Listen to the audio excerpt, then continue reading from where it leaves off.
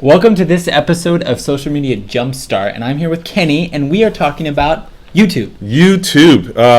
Amazing platform. I think has gone in. It's mainstream for sure. Yeah. Undisputable. It's the second largest search engine on the web, and so it's something that every organization needs to take advantage of. You need to have some kind of presence. And talking to churches, nonprofits, businesses, what is YouTube good for? I know it's video, but think of what's practical. Yeah, practical from an organizational perspective. First of all, is presence, right? It's talking head type of videos where you're actually addressing the audience head on, welcoming them, giving them some orientation. So that's one thing. Testimonials is another great idea. Instructional videos, if that pertains to what you guys do as an organization, little tips and tricks, really short snippets that are practical, relevant to your audience. And so even in that regard, if it's a church, even tips and tricks, thinking about what it looks like to come in and register your kid for child services on Sunday. Giving that glimpse and preview. Those are the types of things that are really good. I love that, even doing the campus tour. So somebody can you can experience that kind of the street to seat kind of experience, that someone can understand where to check in kids, where to go. I love that. I love YouTube with different products now, because I recently just bought a printer, and sometimes printers drive me nuts because they're always breaking, and I don't know their Wi-Fi, but you got to plug them in. I don't know. They're driving me nuts. But I found the developer of this printer, the creator of it, had a YouTube video. Yeah.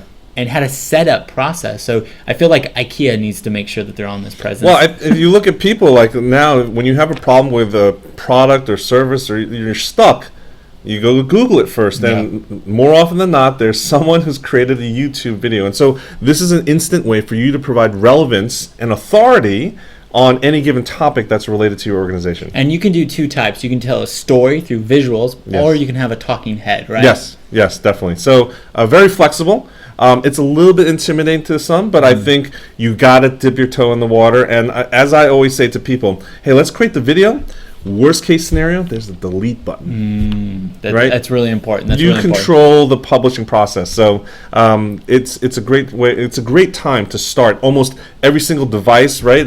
My cell phone has an HD camera. Phones, cameras, webcams, everything. There's tons of ways to capture video, and so this is the time to experiment. Yeah, and even with us putting together the social media jumpstart, we were talking about one of the ways that I found out how to do lighting for this show itself was YouTube. I found a very simple YouTube video on how to do cheap lighting that's very powerful, because part of the experience is make sure there's depth in the video, and you got to see more of this pretty mug, is lighting. And I actually just searched on YouTube, and I found this simple, helpful video. So YouTube's definitely something.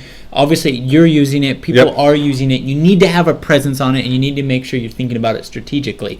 So with that, what's some language, some lingo that could help people jumpstart their activity on YouTube? Yeah, so let's just go through them quickly. One is you can create a YouTube channel. It's kind of like a TV channel. That's a URL where all your videos are listed. You can also create playlists. So it's a curation of videos that you want people to go through, and that you can title it in a theme or something like that. So think of like a DJ with a playlist. You basically do that with videos. In fact, there's a lot of DJ playlists for music. All the youth is actually, they're not listening to the radio. They're actually just hopping on YouTube and listening to the radio. It's a way to not pay for money on iTunes.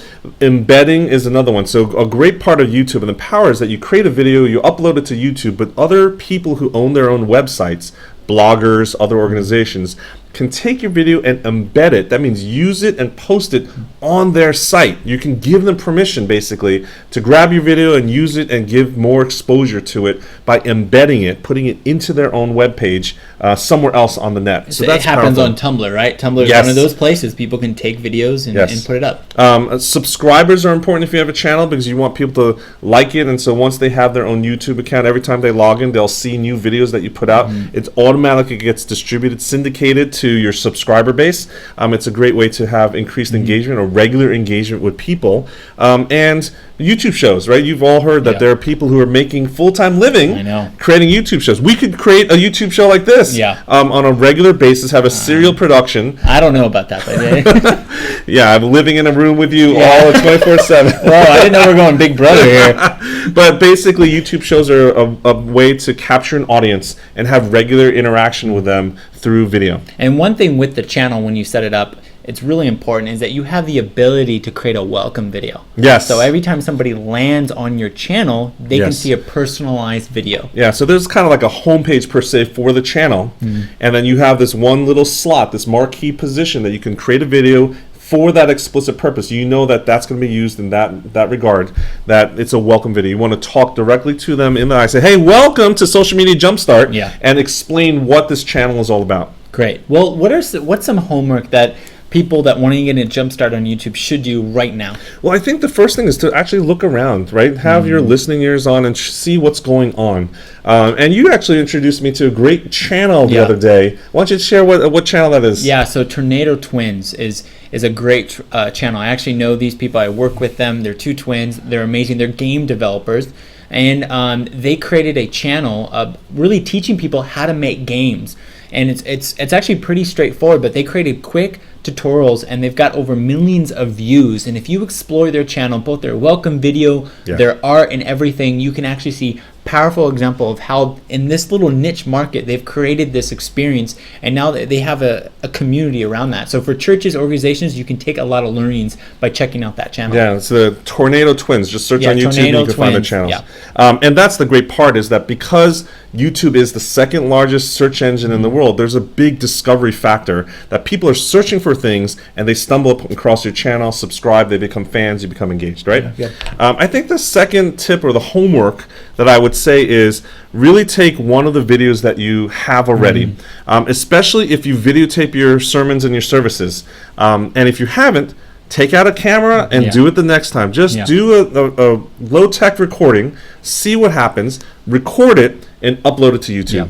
That is a great step. Upload to YouTube. And just things to think about, we've talked about this in other episodes, is think about the description. Think about how you tag things. Tags is another important thing, that how it's searchable and how people will find it. So take time with this first video you upload, or videos maybe you've actually gone through and you've uploaded some things. Maybe you need to clean up, create some playlists, but think about it strategically. Check out the Tornado Twins channel and upload a sermon or some kind of video and kind of just start experimenting in there. And that's a great way to get jump started. It's learning by doing. And again, you can keep your videos private so that no one sees it, and you can actually delete your video after it gets posted. So zero risk. What we want you to do is learn by doing. Find a video, create a video if you don't have one, and then upload it to YouTube. Yeah, so on the next episode of Social Media Jumpstart, we're actually going to be doing a lightning round, and we're going to cover some different channels that you should know about, and we're going to give you some needed facts really quickly. So stay tuned.